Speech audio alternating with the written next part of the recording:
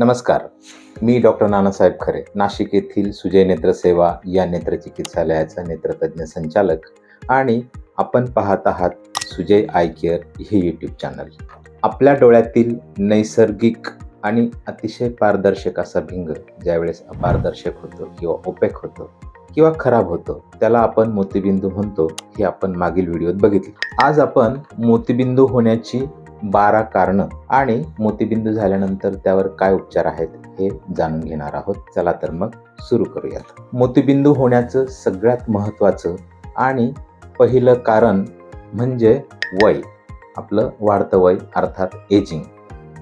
आपलं वय जसं जसं वाढतं तसं आपल्या डोक्याचे केस सफेद किंवा पांढरे व्हायला लागतात. त्याचप्रमाणे हा जो पारदर्शक भिंग आहे हाही हळूहळू अपारदर्शक व्हायला लागतो आणि त्यालाच आपण मोतीबिंदू असं म्हणतो. खरं तर मोतीबिंदूला आजार म्हणताच येणार नाही, कारण तो वयोमानापरात्वे आपल्या शरीरात होणारा बदल आहे. फरक एवढाच की काही व्यक्तींना लवकर मोतीबिंदू होतो, काही व्यक्तींना उशिराने मोतीबिंदू होतो. आम्ही मोतीबिंदूचे जेवढे काही रुग्ण बघतो त्यातले 90 ते 95% रुग्ण हे वयोमानानुसार होणारे मोतीबिंदूचे असतात. अर्थात 5 ते 10% व्यक्तींमध्ये काही वेगळ्या कारणांनी देखील मोतीबिंदू होतो, तेही आपण आता समजून घेणार आहोत.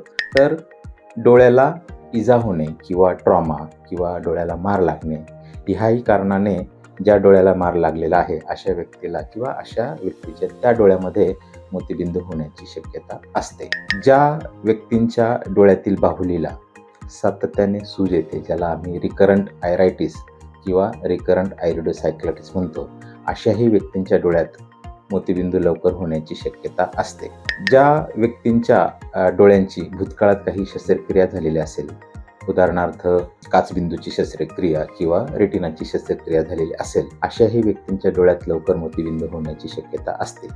ज्या व्यक्तींना डायबिटीस आहे किंवा मधुमेह आहे अशाही व्यक्तींना लवकर मोतीबिंदू होण्याची शक्यता असते. ज्या व्यक्ती सातत्याने उन्हात काम करतात किंवा रेडिएशनच्या संपर्कात येतात अशाही व्यक्तींना लवकर मोतीबिंदू होण्याची शक्यता असते. ज्या व्यक्ती शरीरातील इतर काही आजारासाठी जास्त कालावधीसाठी स्टेरॉइडच्या गोळ्या खातात किंवा डोळ्यातील आजारासाठी जास्त कालावधीसाठी स्टेरॉइडचे आय ड्रॉप वापरतात अशाही व्यक्तींना मोतीबिंदू होण्याची शक्यता असते. ज्या व्यक्ती अति प्रमाणात स्मोकिंग करतात किंवा अल्कोहोल घेतात किंवा जास्त प्रमाणात दारू पितात अशाही व्यक्तींना मोतीबिंदू होण्याची शक्यता असते. ज्या व्यक्तींचा आहार पुरेसा नसतो किंवा पौष्टिक नसतो, म्हणजेच आपला आहार जर पुरेसा किंवा पौष्टिक नसेल, म्हणजेच आपल्या आहारामध्ये अँटीऑक्सिडंटची कमतरता असेल, उदाहरणार्थ vitamin C, vitamin E, beta carotene, lutein, zeaxanthin या घटकांची जर आपल्या आहारात कमतरता असेल तरीही आपल्याला लवकर मोतीबिंदू होण्याची शक्यता असते. काही नवजात बालकं जन्माला येतानाच मोतीबिंदू घेऊन येतात, त्याला आम्ही कंजेनायटल कॅटरॅक्ट म्हणतो. ज्या स्त्रीला गरोदरपणात रुबेला किंवा टॉक्झोप्लास्मा इन्फेक्शन झालेलं असेल अशा वेळेस त्या नवजात बालकांना मोतीबिंदू होण्याची शक्यता असते. आनुवंशिकता देखील सगळ्यात महत्त्वाचं कारण आहे मोतीबिंदू होण्यासाठी. ज्या कुटुंबात पिढ्याने कमी वयात मोतीबिंदू जर होत असेल तर त्या कुटुंबातील सदस्यांना कमी वयात आणि लवकर मोतीबिंदू होण्याची शक्यता असते. काही तरुण मुलांमध्ये देखील मोतीबिंदू आपल्याला आढळतो. त्यामागे जेनेटिक किंवा मेटाबॉलिक फॅक्टर कारणीभूत असतात. मित्रांनो, आज आपण मोतीबिंदूची 12 कारणं समजून घेतली.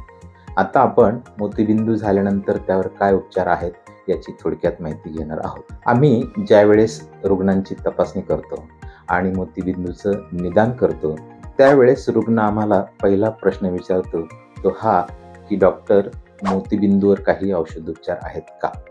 मित्रांनो, एक समजून घ्या की एकदा का हा नैसर्गिक पारदर्शक भिंग अपारदर्शक झाला किंवा खराब झाला तर त्यावर कुठल्याही प्रकारचं औषध, कुठल्याही प्रकारच्या गोळ्या किंवा कुठल्याही प्रकारच्या थेंबाच्या औषधाने मोतीबिंदू बरा होत नाही.